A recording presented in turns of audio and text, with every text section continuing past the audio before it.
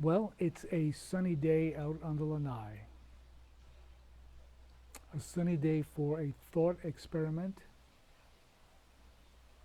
a thought visualization regarding consciousness.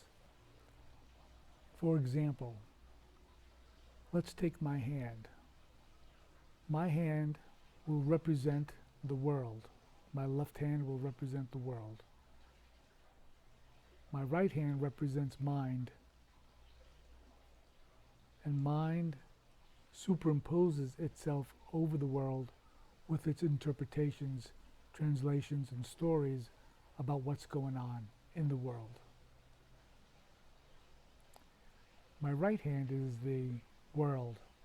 My left hand is mind, superimposed,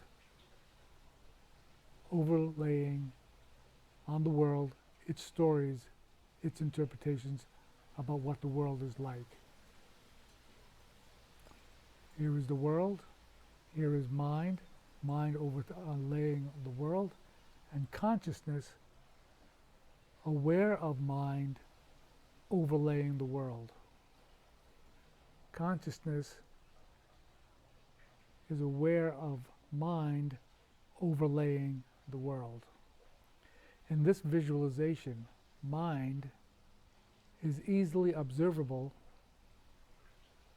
easily observed, overlaying the world with its interpretations and its seeking for meaning. It is clearly seen that mind overlays the world and that consciousness is aware of mind and its activities overlaying the world.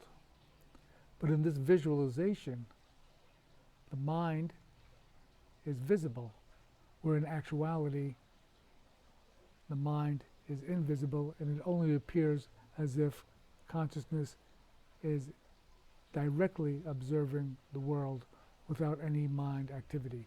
That is not the case. That's why the thought experiment, to remind oneself that whenever one is looking at the world, it is through a filter of mind activity. Mind activity.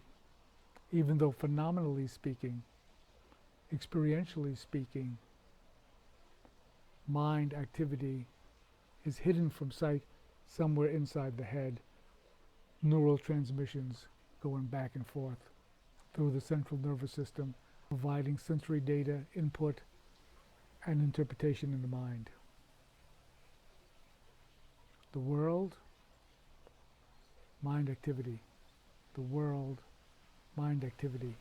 Another perspective. I happen to be on top of a mountain, watching a river sneaking its way in the canyon below.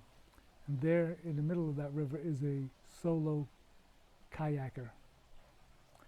From my perspective looking down, I see the kayaker's past, his immediate past, or her immediate past, his or her present moment, activities, and her or his future, the waterfall.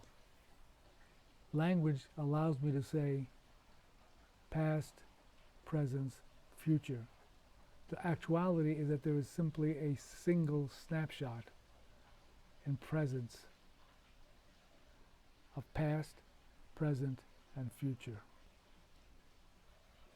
Which then reminds me, and should remind you, that somewhere there is somebody, some consciousness with a point of view looking at me, seeing my past, my present, and my future in one snapshot of time called the present moment. These visualizations, these thought experiments regarding consciousness can only go so far. They're just provided as reminders, not to naively assume that when you're looking at the world, you're seeing the world. You're seeing the world overlaid with mind. And typically what that means is you're seeing mind. Mind, not the world. You're seeing mind. When you think you're seeing the world, you're seeing mind. remember, and act accordingly.